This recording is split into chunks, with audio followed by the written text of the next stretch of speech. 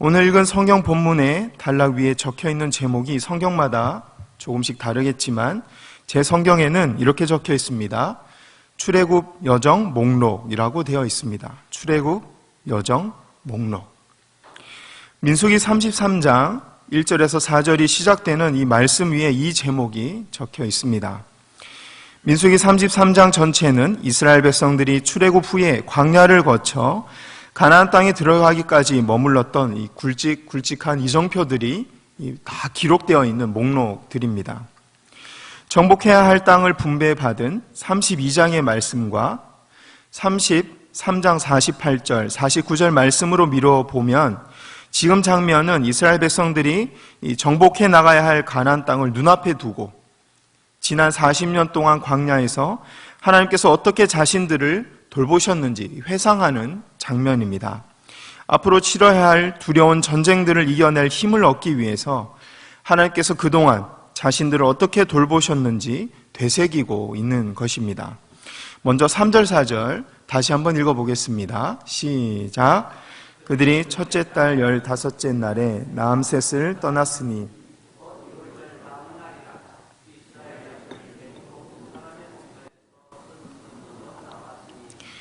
애굽인은 여호와께서 그들 중에 치신 그 모든 장자를 장사하는 때라. 여호와께서 그들의 신들에게도로 벌을 주셨더라. 아멘. 부탁드린 PPT 지도 화면 부탁드립니다. 지도상에서 여러분들이 보실 때 이 제일 왼쪽 상단에 보는 이 람세스에서 떠났다는 말씀입니다. 쉽게 말해서 애굽에서 탈출했다는 뜻이죠. 이 4절에서 보면 그때는 애굽인들이 자신들을 장자들을 장사하던 때라고 말씀하고 있습니다. 즉 하나님께서 이스라엘 백성들을 애굽에서 구출해내기 위해 모세를 통해 내리셨던 10가지 재앙 중에서 장자가 죽게 되는 마지막 재앙이 애굽에 내렸던 것입니다. 지도는 좀 이따가 다시 부탁드리겠습니다. 애굽인들에게는 이 끔찍한 재앙으로 기억되었던 이 날이 이스라엘 백성들에게는 하나님의 구원이 이루어졌던 기쁨의 날, 은혜의 날로 기록되었을 것입니다. 그래서 이스라엘 백성들은 민수기 33장에 기록된 라암셋이라는 이 지명만 들어도 그때의 감격과 기쁨을 떠올릴 수 있었을 것입니다. 하지만 민수기 33장에 기록된 지역 이름 총 41곳인데요. 이 지역들의 이름을 들을 때마다 항상 이 감격과 기쁨이 있었던 것만은 아니었습니다. 왜냐하면 하나님에 대한 자신들의 불순종과 그에 따른 심판이 임했던 장소들도 많이 있었기 때문이죠. 민수기 33장 5절에서 7절 말씀 함께 읽어보겠습니다. 시작. 이스라엘 자손이 람셋을 떠나 숫곳에 진을 치고 숫곳을 떠나 광야 끝 에담에 진을 치고 에담을 떠나 바알스본 앞 비하 히롯으로 들어가서 믹돌 앞에 진을 치고. 아멘. 지도화면 다시 부탁드립니다. 좀 전에 람셋 밑에 보면 바알스본도 보이고 숫곳도 보이고 에담도 보일 것입니다. 화면 감사합니다. 진을 치고라는 말씀은 하룻밤을 묵었다라고 해석할 수 있습니다. 텐트를 쳤다는 것이죠. 이스라엘 백성들은 숫곳과 에담과 바알스본이라는 곳에 진을 쳤습니다. 즉 하나님께서 애굽에 10가지 재앙을 내리시고 이스라엘 백성들을 출애굽시키신 후 겨우 3일밖에 지나지 않은 것이죠. 그때 이스라엘 백성들은 바알스본이라는 곳에 진을 치고 있었습니다. 그때 무슨 생각을 했을까요? 찬양과 감사와 기도를 드리고 있었을까요? 8절 함께 읽어보겠습니다. 8절 시작. 하이롯 앞을 떠나 광야를 바라보고 바다 가운데를 지나 에단 광야로 사흘 길을 가서 마라에 진을 치고. 지도 부탁드립니다. 좌측 상단에 보면 이 물을 가로질러 간 점선이 두 군데가 있어요.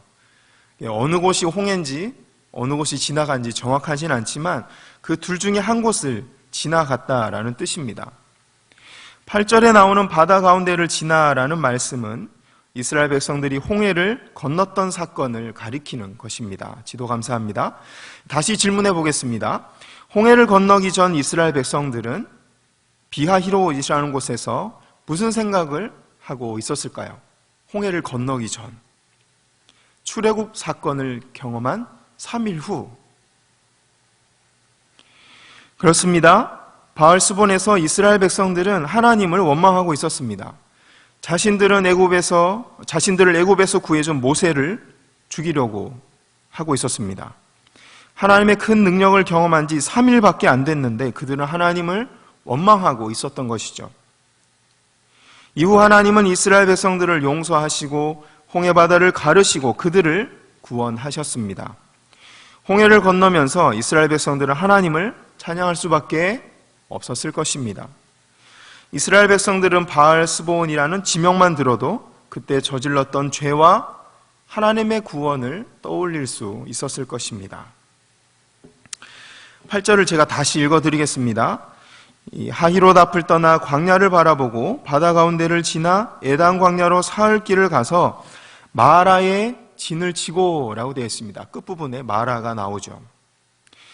출애굽을 한 후로 날짜를 세어보면 일주일쯤 되는 날 마라라는 곳에 도착했다라고 성경은 말하고 있습니다. 좀 전에 지도에서 보면 홍해를 건넌 곳에서 불과 이 하루길, 이틀길 정도 떨어진 곳에 마라라는 곳에 다시 도착한 것이죠. 마라라는 곳에서는 어떤 일이 일어났나요? 네, 광야에서 이스라엘 백성들이 목이 말라서 물을 찾아 헤매다가 겨우 물을 찾았는데 마실 수 없는 쓴물이어서 하나님을 원망했던 곳입니다. 출애굽 후 3일이 멀다 하고 계속해서 하나님을 향해 원망하는 이 이스라엘 백성들을 하나님은 다시 용서하시고 물을 마실 수 있도록 기적을 베풀어 주셨습니다. 민수기 33장에 기록되어 있는 이 41곳의 지역을 전부 살펴볼 수는 없으니 시간상 이 두 곳만 더 살펴보도록 하겠습니다. 15절 말씀 함께 읽어보겠습니다. 시작. 르비딤을 떠나 시내 광야에 진을 치고. 지도 부탁드립니다. 여러분이 보시는 좌측에 가운데에 마라가 있죠. 그리고 제일 아래쪽에 르비딤, 시내산이라는 곳이 있습니다. 지도 감사합니다. 이스라엘 백성들이 시내산이라는 지명을 들었을 때 어떤 기억이 떠올랐을까요?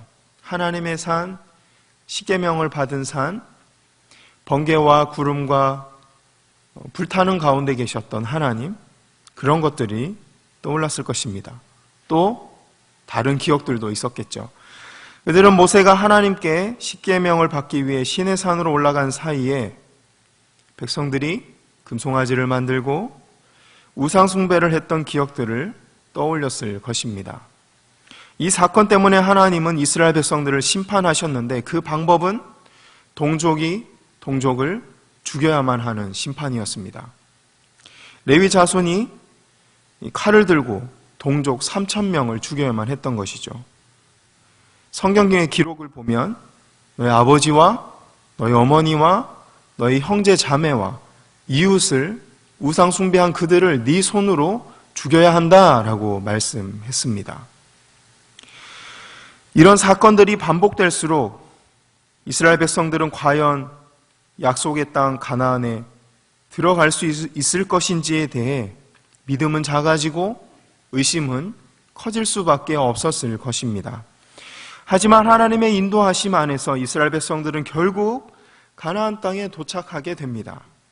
48절, 49절 함께 읽어보겠습니다. 시작. 아비람 산을 떠나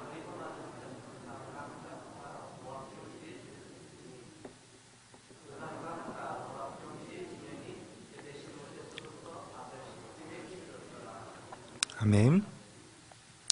이스라엘 백성들은 혼자 가면 일주일, 어린아이와 노약자들을 데리고 가면 한 보름, 아무리 길어도 한 달이면 도착할 수 있는 이 가나안 땅, 그 거리를 돌고 돌아서 41년 만에 가나안 땅에 도착했습니다. 여리고성이 마주 보이는 요단강 건너편에 진을 쳤습니다. 지도 한 번만 더 볼까요? 여러분들이 보시는 우측 제일 위에 암몬, 모압 빨간 글씨가 보이죠? 그 사이에 여리고가 있습니다. 돌고 돌고 41년 동안 돌아서 겨우 가나안 땅에 도착한 것이죠. 이스라엘 백성들은 그때 요단 강가에 서서 무슨 생각을 했을까요? 이 시점에서 모세는 무슨 생각으로 민수기 33장을 기록했겠습니까?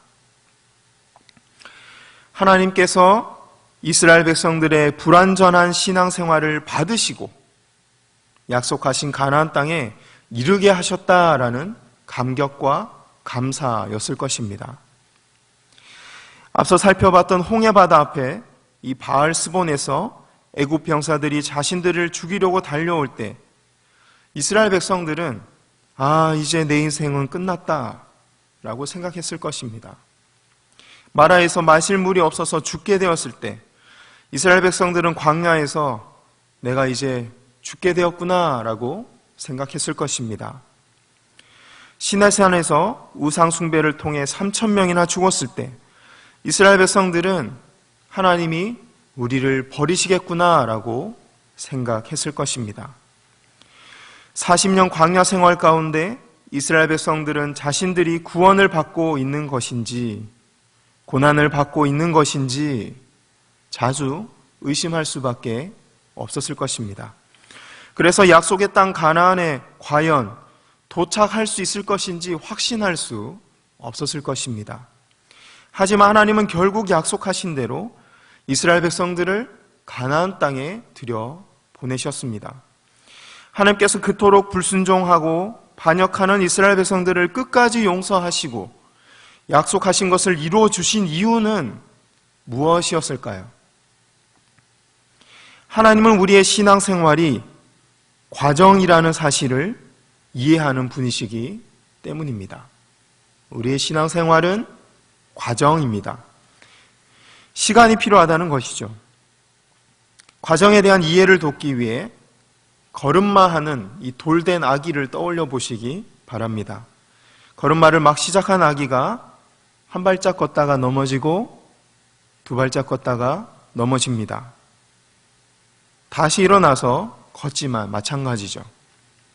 이 모습을 지켜보는 부모의 반응은 어떻습니까? 너 한 번만 더 넘어지면 죽는다. 그런 부모가 있을까요? 회초리를 들고 한 번만 더 넘어지고 한 번만 더 실수하면 아빠한테 혼난다. 그런 아빠가 있을까요? 넘어지는 아이에게 활짝 웃는 얼굴로 할머니, 할아버지들 아이고 내 새끼, 아이고 내 새끼 그러시겠죠. 보듬어 주실 겁니다. 그렇습니다. 하나님은 이런 눈으로 이스라엘 백성을 보셨기 때문에 그들을 용서하시고 끝까지 약속의 땅으로 인도하셨던 것입니다. 하나님은 우리도 이런 눈으로 보고 계십니다. 신앙생활을 하다가 베드로처럼 하나님을 버리거나 사도 바울처럼 하나님을 잘못 믿어서 넘어질 때도 하나님은 우리를 이해하는 분이십니다. 신앙생활은 한순간에 이루어지는 것이 아니라 예수 그리스도의 이름을 믿기 시작한 순간부터 죽을 때까지 계속 이어지는 것이기 때문입니다. 성경이 약속하고 있는 우리의 구원도 그렇습니다. 예수님의 이름을 믿기 시작한 순간부터 구원이 시작되지만 죽어서 천국에 들어가기 전까지 우리의 구원은 완성되지 않기 때문입니다.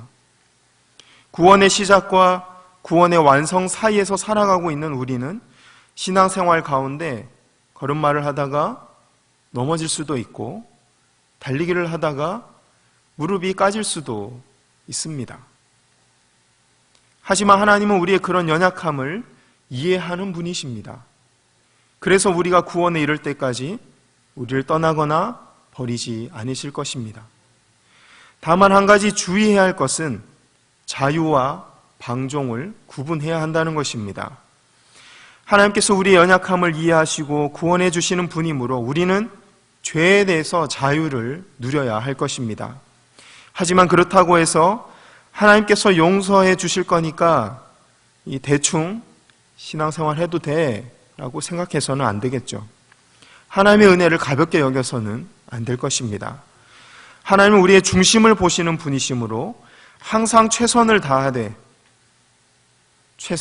생겨나는 실수는 하나님이 용서해 주시고 응원해 주실 거라는 믿음을 가져야 하는 것입니다.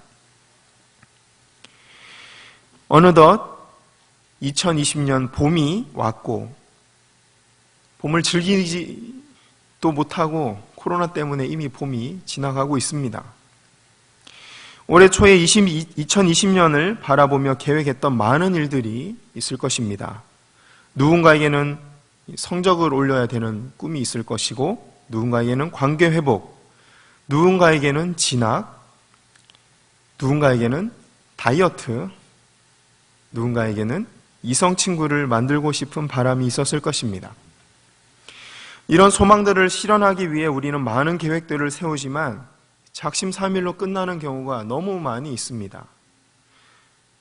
성적을 올려보겠다라는 작심이나 성경책을 열심히 읽어보겠다라는 결단이나 새벽 예배 가봐야지라는 결심들이 작심삼일로 끝나는 경우가 너무 많은 것이죠.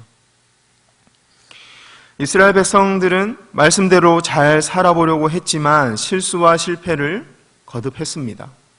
마찬가지로 오늘날 우리들도 믿음 안에서 소망이나 계획들이 완벽하게 이루어지기를 바라지만 우리가 가진 불완전함 때문에 실수와 실패투성이의 인생을 살아갈 수밖에 없는 것입니다. 이때 필요한 것은 우리의 신앙생활을 과정으로 바라보는 눈입니다.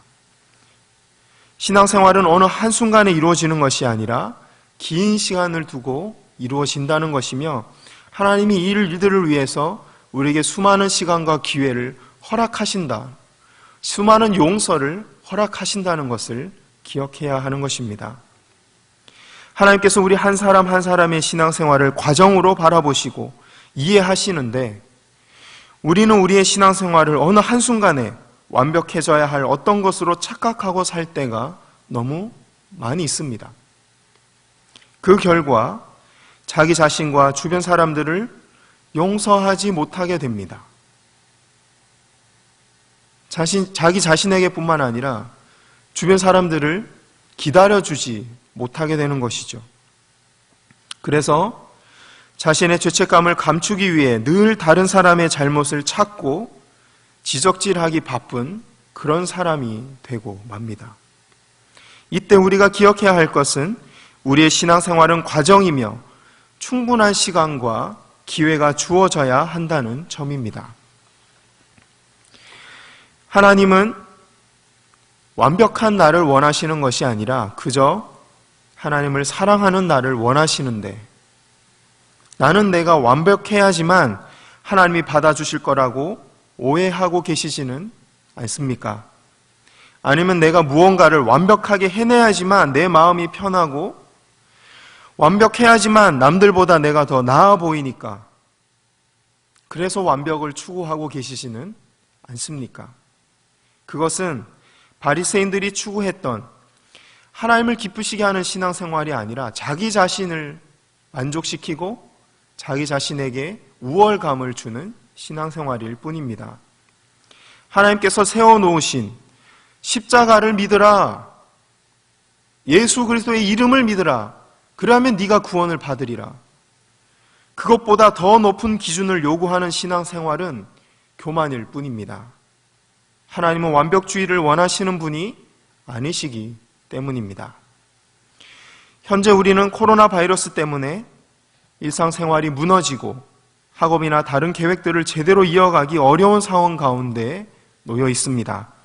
그래서 신앙생활 가운데 문득문득 우리는 이런 생각을 하게 됩니다. 우리는 어디로 가고 있는 걸까?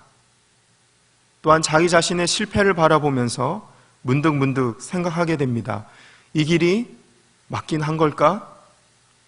오늘 본문에서 하나님은 반드시 우리를 선한 길로 인도하겠다고 약속하고 계십니다. 반드시 약속의 땅에 들어가도록 너희를 인도하겠다고 말씀하고 계십니다. 비록 우리들의 죄와 이 땅의 죄 때문에 코로나 바이러스가 생겼지만 하나님은 이 시간을 선으로 바꾸시고 우리를 구원으로 인도하실 것입니다. 그러므로 우리 그리스도인들은 다시 일어서야 합니다. 넘어졌던 그곳에서 일어나 다시 약속의 땅을 향해 걸어가야 합니다. 나 자신은 불완전하지만 내가 반드시 너를 적과 꿀이 흐르는 약속의 땅으로 인도하겠다라는 하나님의 완전한 약속을 붙잡고 다시 기도를 회복시키고 여전히 예배의 자리를 지켜나가야 할 것입니다. 오늘 예수님께서 우리를 구원의 땅으로 인도하겠다는 약속을 이루기 위해서 십자가에 달리시려고 예루살렘에 입성하신 종려 주일입니다. 이 예수님의 십자가를 통해 이루어 놓으신 죄 사함의 은혜와 새 출발할 수 있는 은혜를 기억하고 다시 신앙생활에 열심을 내는 우리 모두가 되기를 바랍니다.